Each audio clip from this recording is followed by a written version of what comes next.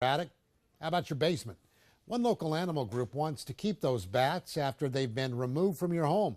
Fox 42's Sydney Coates explains what they're going to do with the winged wonders.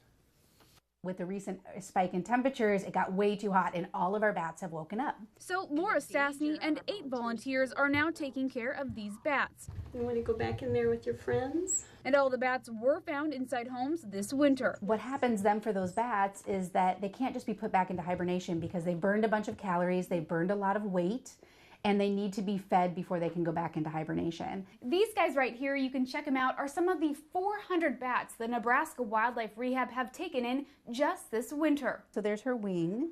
But once the bats are ready to hibernate, it's now too hot for them to sleep.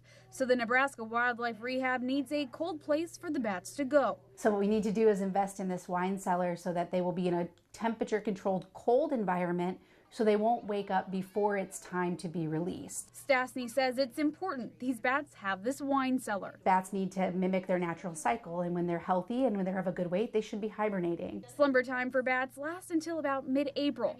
In Omaha, Sydney Coates, Fox 42 News. The Nebraska Wildlife Rehab